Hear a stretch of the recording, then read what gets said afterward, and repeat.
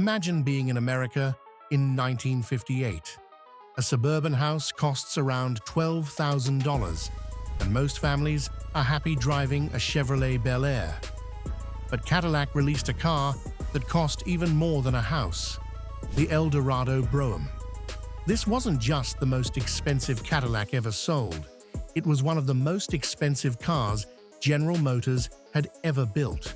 The shocking part, GM lost money on every single one. Why would they risk such a bold move? Was it simply a marketing stunt, or a desperate gamble to prove Cadillac was the undisputed king of American luxury? In today's video, we'll uncover the secrets behind the 1958 Eldorado Brougham, from its breathtaking design and cutting-edge technology to the tragic story that limited its life to just 2 short years. To understand why Cadillac created the Eldorado Brougham, we have to go back to the mid-1950s, the golden era of American automobiles. The post-war economy was booming, new highways were opening everywhere, and Americans wanted bigger, flashier, more powerful cars. At that time, Cadillac was the ultimate status symbol. If you drove a Cadillac, you weren't just getting from A to B. You were telling the whole neighborhood, "I've made it." But in 1956, Lincoln launched the Continental Mark II, a hand-built luxury car costing nearly $10,000, challenging Cadillac's throne. This made GM's leadership uneasy. They didn't just want to respond. They wanted to build a car that made the Mark II look like a toy. The answer was the Eldorado Brougham, a car created not to make profit, but to prove Cadillac was still the undisputed king of luxury. When the Eldorado Brougham rolled out of the factory, it looked like it had arrived from the future.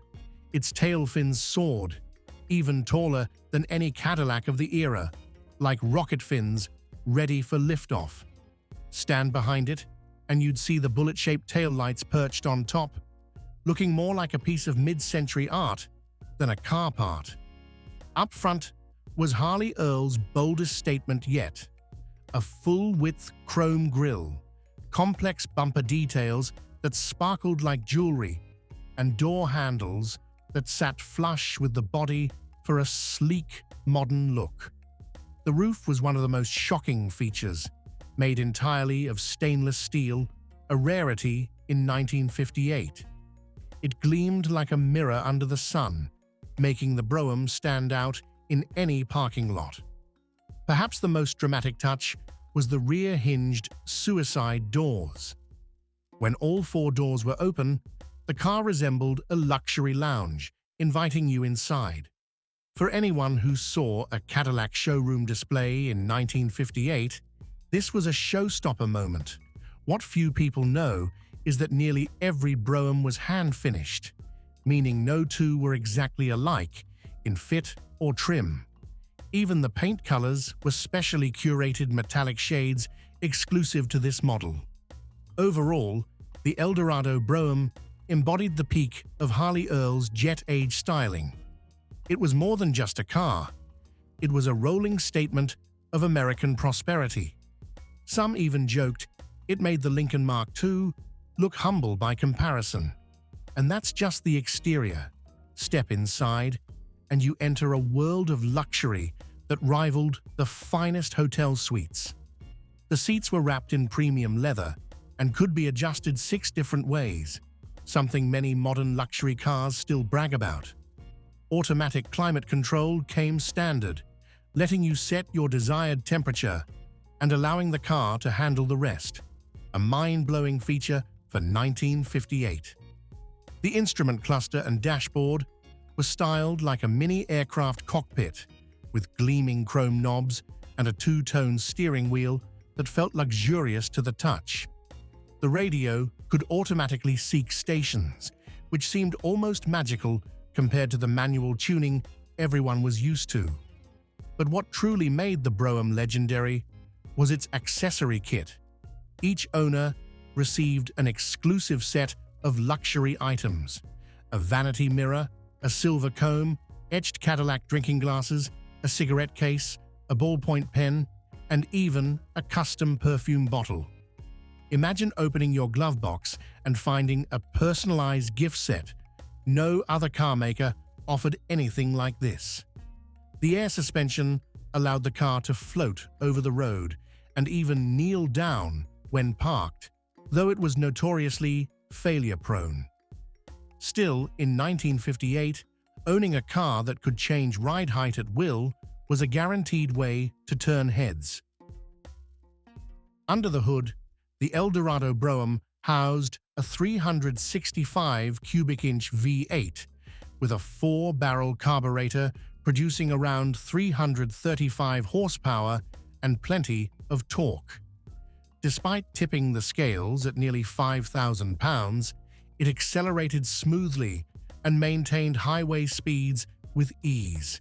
The V8's sound was refined, a deep and confident note rather than a loud roar, exactly what Cadillac owners expected. Paired with this was GM's proud 4-speed Hydra-matic automatic transmission. The shifts were so seamless, they were almost imperceptible, creating the sensation of gliding rather than shifting. This level of refinement was a key reason why Cadillac buyers stayed loyal. They wanted quiet, smooth power without drama. The Brougham also rode on a specially reinforced chassis designed to enhance ride comfort and minimize vibrations reaching the cabin. Even the tires were carefully selected to match the car's weight and handling characteristics. While the air suspension was mentioned earlier, its most important contribution was maintaining perfect ride height and balance even when fully loaded. This was a big part of what made the Brougham feel so unique on the road. The Eldorado Brougham's 1958 price tag shocked the entire market. It cost over $13,000 at a time when the average American home was around $12,000. For comparison, a Cadillac Series 62 was under $5,000 and a Chevrolet Bel Air just over $2,500. The Brougham wasn't just a car, it was a luxury statement reserved for society's elite. What's astonishing is that Cadillac knew they were selling at a loss. Estimates suggest production costs exceeded the selling price by $1,000 to $2,000 per car. GM accepted this because the Brougham's mission wasn't profit, it was to prove that Cadillac sat at the top of the American luxury hierarchy. It was a halo car, a rolling power statement. Only 304 units were produced for 1958, with a total of 704 built across the 2 years, 1957 to 1958. Each was assembled almost entirely by hand in a special facility, driving costs even higher. But when the US economy slid into recession in 1958, selling a sedan that cost as much as a house became a serious challenge. Cadillac soon realized that the Brougham, despite being a technological masterpiece, was selling painfully slowly. With only 304 cars leaving the factory that year, the enormous production costs quickly turned it into a burden. Every car sold meant Cadillac was losing money. GM's executives had to ask themselves, what are we really proving here? And is it worth the losses? Around the same time, Lincoln quietly killed off the Continental Mark II after less than 2 years of production for the same reason. It was too expensive to build and unprofitable. Cadillac knew that continuing the Brougham could jeopardize profits across the entire division. Shutting down the Brougham program came as a shock to many loyal Cadillac buyers. Owners felt they had purchased something truly special, yet also realized they were now part of an exclusive club of just a few hundred across the country. The painful truth was that Cadillac could not sustain such a lavish sedan in a shrinking market. The Brougham had succeeded in creating halo prestige for the brand, but the price of that prestige had proven far too high. That short 2-year run would cement the Brougham as one of Cadillac's briefest but most legendary creations. Even with its short 2-year production run, the Eldorado Brougham quickly became a cultural icon. In the 1950s, when America celebrated prosperity and modernity, the Brougham was a rolling work of art. It frequently appeared at auto shows, fashion events, and in advertising campaigns as a living symbol of the American dream, a dream of luxury and sophistication. The image of the sedan with its gleaming stainless steel roof and suicide doors opening like wings became unforgettable. Even those who couldn't afford one were mesmerized when they saw it in showrooms. People have recalled standing for hours just to admire the Brougham, as if they were gazing at a giant piece of jewelry.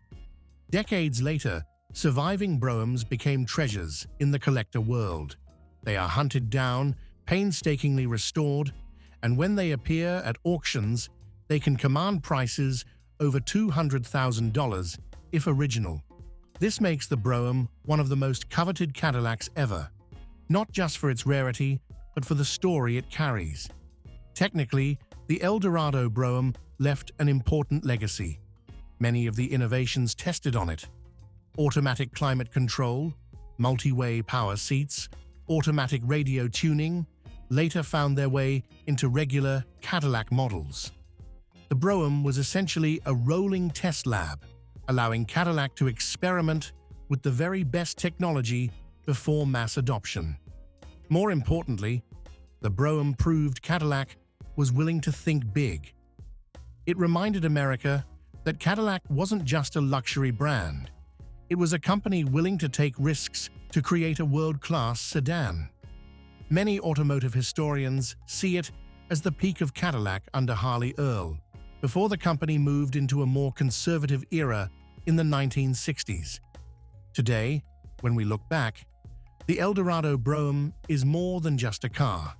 It is a symbol of a time when America dared to dream and to make those dreams real. If you see a Brougham at a classic car event, take a moment to admire every detail. You'll see a philosophy in metal, that true luxury is as much about how it makes you feel as what it costs. Now I want to hear from you. If you had the chance to own one of these 304 rare Broughams, would you drive it on the open road or keep it as a priceless treasure? Would you restore the air suspension at great cost to keep it original, or convert it to steel springs just to enjoy it daily? Share your thoughts in the comments. I'd love to hear what you think.